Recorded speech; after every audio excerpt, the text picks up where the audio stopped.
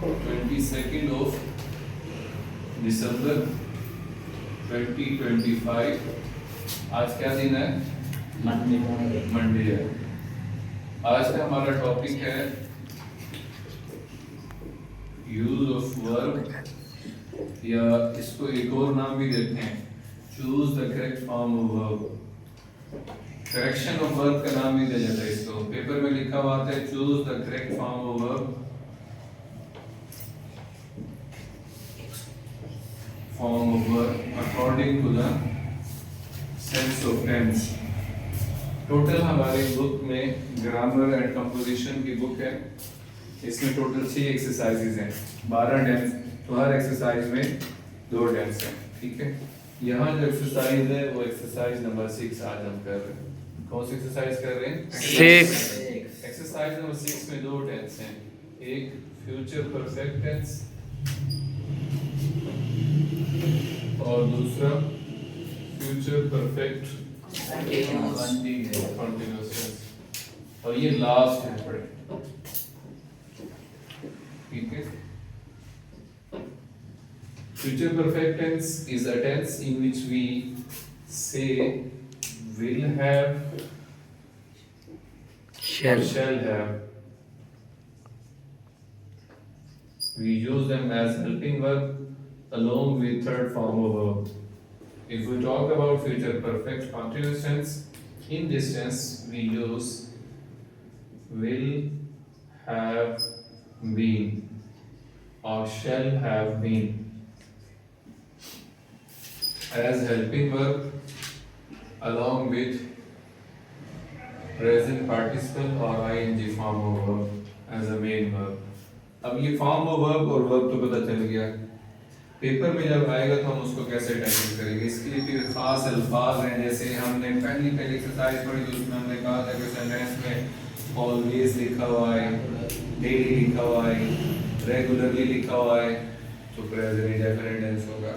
Regular tense में गए, हमने कहा जी नाउ लिखा हुआ है, एट प्रेजेंट लिखा हुआ है, टुडे लिखा हुआ है तो प्रेजेंट कंटीन्यूअस टेंस होगा।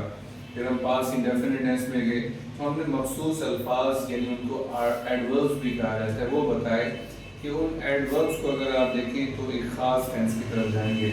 इसके भी हैं कुछ कि अगर आपके सेंटेंस के अंदर बाय के साथ टाइम लिखा हुआ है, जैसे by tomorrow,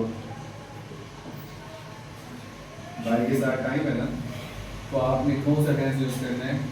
future perfect tense use करना है, ठीक है। अकेला टुमारो लिखा है तो फ्यूचर इंडेफिनिट टेंस है। क्या बच्चा कंफ्यूज होता है?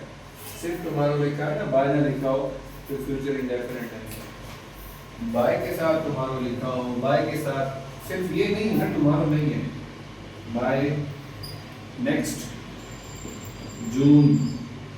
अब अकेला नेक्स्ट जून लिखा हुआ है तो फ्यूचर इंडेफिनिट टेंस है, बाय नेक्स्ट जून लिखा हुआ है तो फ्यूचर परफेक्ट टेंस है। समझ आ गई बात? तो ये बाय के साथ अगर टाइम लिखा हुआ है उसमें कभी नेक्स्ट के साथ होगा, कभी टुमारो होगा, कभी सिर्फ नेक्स्ट मंथ या वीक होगा, by next month, by next week, by next March, इस तरह से। तो ऐसे टाइम का पेपर में सेंटेंस में लिखा हुआ होगा फ्यूचर परफेक्ट टेंस को यूज करने की निशानी है। आज तक बात करते हैं फ्यूचर परफेक्ट कंटीन्यूअस टेंस की। तो इसमें 2 टाइम्स होते हैं, एक तो परफेक्ट कंटीन्यूअस टेंस के हवाले से परमानेंट है, क्या सिंस या फॉर के साथ टाइम इस्तेमाल होता है, ये मखसूस है, ये परफेक्ट कंटीन्यूअस टेंस में होता है। प्रेजेंट परफेक्ट कंटीन्यूअस टेंस में भी, पास्ट परफेक्ट कंटीन्यूअस टेंस में भी और फ्यूचर परफेक्ट कंटीन्यूअस टेंस में भी क्या होता है? ये टेंस होता है। लेकिन फ्यूचर परफेक्ट कंटीन्यूअस टेंस के लिए जो मखसूस करेगा वो एक सिंस और फॉर के साथ टाइम होगा और एक बाय के साथ टाइम होगा, यानी 2 टाइम आ जाएंगे। बाय के साथ भी टाइम होगा सेंटेंस के शुरू में, दरमियान में, एंड में, कहीं पर, और उसके अलावा सिंस या फॉर के साथ भी टाइम होगा। ये 2 टाइम इकट्ठे आए तो फिर आपने future perfect continuous tense use करना है, ठीक है। अब एग्जांपल्स करते हैं ताकि हमें जो यहाँ पर कंसेप्ट दिए उनको अंडरस्टैंड कर सकें। सबसे ये आपकी एक्सरसाइज भी है, एग्जांपल्स भी हैं, page number I think book का 119 ठीक है। इसमें सबसे पहले मैं एग्जांपल लिखता हूँ पहली, एक दो बातें और भी हैं उनमें बतानी है आपको। I shall have finished writing this novel. I shall have finished writing this novel by June. अभी बाय के साथ टाइम आ गया, बाय जून के साथ फिर आगे और भी लिखा है नेक्स्ट ईयर। नेक्स्ट तो बाय के साथ जब टाइम इसको आएगा उस फिक्रे में क्या यूज होगा, फ्यूचर परफेक्ट टेंस यूज होगा बाय के साथ टाइम। और हाँ ये जरूरी है, बाय के साथ जो टाइम लिखा वो फ्यूचर वाला टाइम। बाय यस्टरडे लिखा है तो फिर तो नहीं बनेगा ना, बाय टुमारो है या बाय जून लिखा है तो आगे नेक्स्ट ईयर भी कह दें, बाय नेक्स्ट मंथ भी कह सकते हैं। तो इन चीज़ों को आपने अंडर कंसिडरेशन रखना है। अच्छा, जिस तरह से हमने यूज ऑफ वर्ब की एक्सरसाइज नंबर 3 पढ़ी थी, जिसमें पास्ट इंडेफिनिट टेंस और पास्ट कंटिन्यूअस टेंस की बात की थी। पास्ट इंडेफिनिट टेंस में तो हमने कहा था कि अगर विग्रह में यस्टरडे लिखा हो, अगो लिखा हो, या एक और लफ्ज था यस्टरडे, लास्ट का लफ्ज लिखा हो, last day, last month, last night, तो उसमें पास्ट इंडेफिनिट टेंस यूज होता है। यही कहा था। जब हम गए थे पास्ट कंटिन्यूअस टेंस की तरफ, हमने कहा था कि अब कॉम्बिनेशन बना लो। क्या कहा था? कॉम्बिनेशन कि कंजंक्शन होगा सेंटेंस में व्हेन या व्हाइल का, ऐसे ही कहा था ना। तो व्हेन का कंजंक्शन हो तो व्हेन से पहले पास्ट कंटिन्यूअस टेंस, व्हेन के बाद पास्ट इंडेफिनिट टेंस। यानी जो क्लॉज या सेंटेंस का हिस्सा व्हेन से शुरू होगा, वहां व्हेन के फौरन बाद कौन सा टेंस होगा? पास्ट इंडेफिनिट टेंस होगा। और उसके अलावा जो क्लॉज होगी वो चाहे पहले लिखी हो या बाद में करके लिखी हो, उसमें पास्ट कंटिन्यूअस टेंस यूज होगा। वो कॉम्बिनेशन वहां भी था कि ये कॉम्बिनेशन आगे एक्सरसाइज नंबर 4 में भी आया, जब हमने पढ़ा था past perfect tense and past perfect continuous tense. तो पास्ट परफेक्ट टेंस में हमने कॉम्बिनेशन पढ़ा था कि सेंटेंस में बिफोर और आफ्टर का कंजंक्शन आएगा। बिफोर के साथ कोई सेंटेंस जोड़ा जाए, यानी दो सेंटेंस जोड़कर, कंजंक्शन का मतलब जोड़ना है ना, दो सेंटेंस होंगे उसमें, तो एक हिस्से में पास्ट परफेक्ट टेंस आएगा, एक हिस्से में पास्ट इंडेफिनिट टेंस। वो भी कॉम्बिनेशन था। कौन से हिस्से में पास्ट परफेक्ट टेंस? बिफोर से पहले पास्ट परफेक्ट टेंस, और बिफोर वाली क्लॉज में पास्ट इंडेफिनिट टेंस। आफ्टर का मतलब बाद में होता है, तो आफ्टर के बाद, यानी आफ्टर जब लिखेंगे उसके बाद जो क्लॉज लिखेंगे उसमें पास्ट परफेक्ट टेंस, और उसके अलावा जो क्लॉज होगी उसमें पास्ट इंडेफिनिट टेंस आएगा। वो कॉम्बिनेशन वहां थे, यहाँ भी कॉम्बिनेशन है, इस टेंस में भी, और दो तरफा कॉम्बिनेशन है। वो क्या कॉम्बिनेशन है कि अगर विग्रह में पहले से कौन सा tense? Present indefinite tense use हो जाए, तो उस फिक्रे में आपने जो दूसरा टेंस यूज करना है वो जरूर फ्यूचर परफेक्ट टेंस होना चाहिए। कौन सा होना चाहिए? आपकी एक्सरसाइज का पहला सेंटेंस ही ऐसा है। देखें एक्सरसाइज में लिखा है पहले she dash her work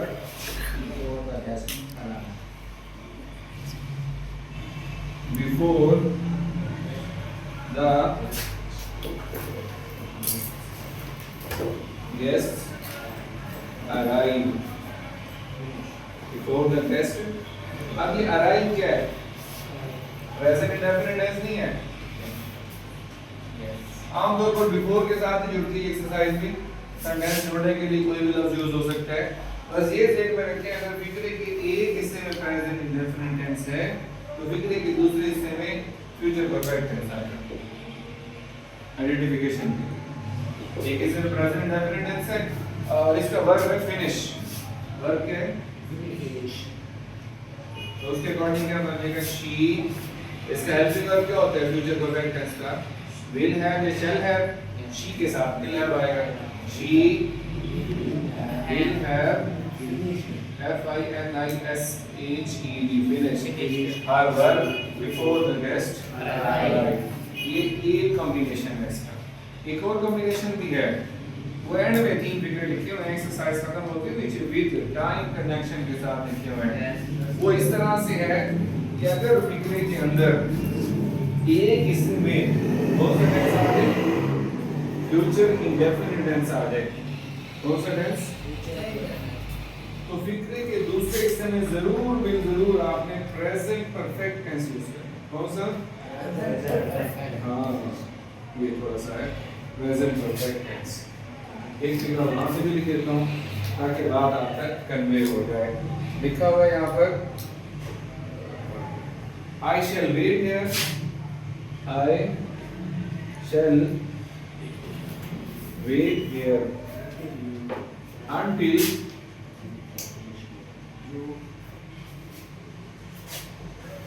you, लेकिन क्या लिखा हुआ है, have, पुरानी बुक्स में I लिखा होगा, नई बुक्स में you लिखा हुआ है, you have finished your work, ऐसे ही है जी। देखिए इकरे के एक हिस्से में फ्यूचर इंडेफिनिट टेंस है और दूसरे हिस्से में प्रेजेंट परफेक्ट टेंस, यानी हैज हैव के साथ वर्ब की थर्ड फॉर्म। ये कॉम्बिनेशन है। ये जब आपके 5 इयर्स पेपर को आप रिवाइज करेंगे, यहाँ पर सब टेंसेस को इकट्ठा आपके सामने रखा जाएगा और आपको कहा जाएगा choose the correct form of verb, तो वहां फिर आप कंफ्यूज होते हैं कि सर कहीं पे पहला फॉर्म, कहीं पे सेकंड फॉर्म, कहीं। अब टाइम है अपना कांसेप्ट डेवलप करने का, ताकि कल को जब आप ये डील करें तो आपको प्रॉब्लम ना हो। Okay, one thing is now being clear कि we use future perfect tense when we see this type of time, by के साथ टाइम लिखा हो, एग्जांपल भी दी।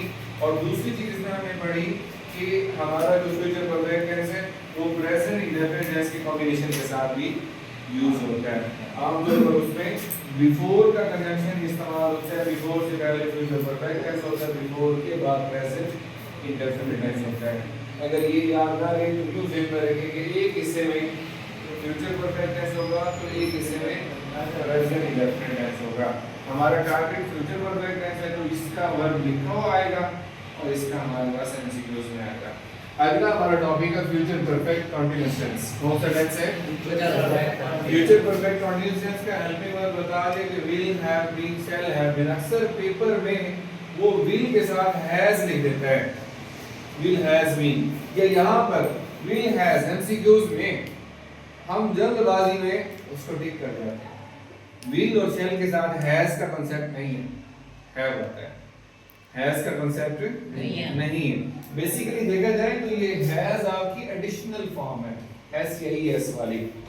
जो असल हालत है ना इसकी वो HAVE हैव है, ये फर्स्ट हालत। ये एडिशनल है कि ही शी इट हो, वो जैसे हम ही शी इट और वाइट नाम के साथ जब वर्ब इस्तेमाल करते हैं तो वो वर्ब के साथ S या ES ऐड करते हैं, तो ये वही S और ES ऐड हुआ पड़ा है। ओरिजिनल फॉर्म तो ये है। जैसे ही शी खत्म होता है आई नी यू देयर तो फिर हैव आ जाता है, फिर हैज नहीं आता, ओरिजिनल फॉर्म आ जाती है। ठीक है, अच्छा जी, हम आ जाते हैं फ्यूचर परफेक्ट कंटीन्यूअस टेंस की तरफ। इसमें मैंने कहा कि बाय के साथ भी टाइम होगा और सिंस और फॉर के साथ भी यानी 2 टाइम होंगे। जब बाय के साथ होगा टाइम वो होता ही फ्यूचर वाला टाइम, तो हमें फोर्स करेगा कि जो सिंस और फॉर के साथ आप टाइम देखें तो इस दोनों टाइम की वजह से आपने फ्यूचर परफेक्ट कंटीन्यूअस टेंस के साथ जाना है। ये टाइम ना हो सिर्फ सिंस और फॉर, फिर हमारे पास एक ओपन ऑप्शन है, हम प्रेजेंट परफेक्ट कंटीन्यूअस टेंस की तरफ भी जा सकते हैं, पास्ट परफेक्ट कंटीन्यूअस टेंस की तरफ भी जा सकते हैं, फ्यूचर परफेक्ट कंटीन्यूअस टेंस की तरफ भी जा सकते हैं। लेकिन ये टाइम हमें बाउंड करेगा कि नहीं सिर्फ फ्यूचर परफेक्ट कंटीन्यूअस टेंस। ठीक है, I am going to write an example before you people. ये पहले एग्जांपल है by the next month, by the next month I shall have been working on this project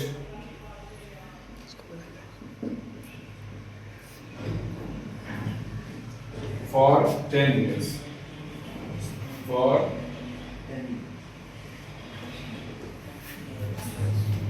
एक ये time आ गया bye के साथ और दूसरा फॉर के साथ टाइम आया, इसलिए हमने इसका हेल्पिंग वर्ब और verb future perfect continuous tense के मुताबिक यूज किया है। इन दो चीजों को देखकर आपने डिसाइड करना है कि हमने कौन सा टेंस यूज करना है और ये बहुत आसान हो जाता है। अगर इन चीजों को माइंड में ना रखें फिर आप बैठ के ढूंढ लें, आपके लिए मसले हल नहीं होंगे। अच्छा, लकीली आपको एक मजे की बात बताऊं कि आपकी पूरी एक्सरसाइज में यहाँ दो एग्जांपल्स हैं। एक्सरसाइज से पहले फ्यूचर परफेक्ट कंटीन्यूअस टेंस की दो एग्जांपल्स हैं। पूरी एक्सरसाइज आपकी फ्यूचर परफेक्ट टेंस के टॉपिक बन रही है, एक भी फिक्रा फ्यूचर परफेक्ट कंटीन्यूअस टेंस का नहीं है। इसमें हल कर ले। पहला सेंटेंस है she will have finished her work before the guest arrive। पहले सेंटेंस का क्या जवाब है? she will have finished her work before the guest arrive। ये हमने कर भी लिया, यहाँ पे क्या किया है, ये क्या है, she will have finished her work before the guest arrive। दूसरा है they dash their exercise by the time the teacher arrives। देखिए फिर दोबारा arrives आ रहा है, प्रेजेंट इंडेफिनिट टेंस यूज हो रहा है, तो क्या आएगा? they will have written। दूसरे का आंसर है they will have written their exercise by the time the teacher arrives। तीसरा है she dash from tour of Europe by the middle of December next। by के साथ टाइम है सिर्फ, since for नहीं है, इसलिए हम क्या यूज करेंगे? Present future perfect tense use करेंगे। she will have returned, क्या बनेगा? she will have। Number 4, the farmers dash the harvest before the rains। the rains present indefinite tense है, या before it rains होना चाहिए था वैसे, तो उसमें क्या आएगा? the farmers will have reaped, क्या आंसर बनेगा? will have reaped। Number 5, these mangoes, ये कई बार पेपर में देखा गया है, will have reached, क्या आंसर आएगा? क्यों will have reached आएगा? क्योंकि आगे टाइम लिखा by March to the market by March। by March next week आ गई, मैंने देखा by April लिखा हुआ, सॉरी next week अकेला हूँ। I dash all the novels of Golding by the end of summer vacation। तो by के साथ टाइम है, क्या आएगा? I के साथ shall आता है, I shall have read। Spelling वही रहेंगे, सिर्फ प्रोनाउंसिएशन चेंज होगी, रीड नहीं रेड पढ़ते हैं इसको, थर्ड फॉर्म को भी सेकंड फॉर्म को भी, फर्स्ट फॉर्म को रीड पढ़ते हैं। तो I shall have read the novels of Golding by the end of the summer vacation। the meeting will have ended by the time we gather। we gather present indefinite tense है, इसलिए यहाँ future perfect tense आएगा। I hope, ये भी तुम्हारा present indefinite tense है। it will have stopped raining by the evening। it will have stopped, stop के spelling अक्सर बच्चे गलत लिखते हैं। असल में ये आपका रेगुलर वर्ब भी है, और हमने पढ़ा था कि अगर किसी फॉर्म ऑफ वर्ब का लास्ट लेटर कॉन्सोनेंट हो, कॉन्सोनेंट से पहले एक वावल लेटर हो, तो रेगुलर की सूरत में ईडी लगाते हुए कॉन्सोनेंट को डबल करते हैं, और आईएनजी लगाते हुए भी कॉन्सोनेंट को डबल करते हैं। तो स्टॉप, स्टॉप में भी डबल भी होगा और स्टॉपिंग में भी डबल हो जाएगा। तो इसका आंसर क्या बनेगा कि I hope it will have stopped, it will have stopped, ये उसका आंसर बनेगा। लास्ट स्टेटमेंट है, second last, she will have taken her examination by the next fall। और आखिरी फिक्रा जिसमें आप कंफ्यूज होते हैं कि टुमारो जो लिखा हुआ है, they will have completed their work by tomorrow, by tomorrow. उसके बाद मैंने आपको जो दूसरा कॉम्बिनेशन बताया था कि future indefinite tense plus present indefinite tense, वो तीन लिख रहे हैं। यहाँ लिखा है कि I shall wait here until you have finished your work। अच्छा, यहाँ पर बाजों का शैल मीन के साथ टाइम होगा, मतलब वर्ब होगा, और बाजों का यहाँ पर मॉडल वर्ब। दूसरा फिगर देखिए क्या लिखा हुआ है, I cannot do anything, modal verb use हो रहा है। मॉडल वर्ब और फ्यूचर के ऑलमोस्ट फंक्शन सेम होते हैं। तो I cannot do anything until I have taken my lunch। और तीसरा फिर वही कॉम्बिनेशन है, future indefinite tense plus present indefinite tense, कि I shall take you around the field when you have taken some rest। ये आपकी last exercise है use of verb की। इसके बाद जो आगे एक्सरसाइज करेंगे वो मिक्स करके करेंगे। ऑल टेंसेस कांसेप्ट को आपने माइंड में रखना है। एक बार हर एक टेंस की छोटे छोटे जो कांसेप्ट्स हैं बड़े, इनको रिव्यू कर लें, ताकि जब आपको मिक्स काम करना पड़े तो फिर आपके लिए तंगी ना हो, आसानी ही आसानी हो। आज के लिए बस इतना ही। Thank you.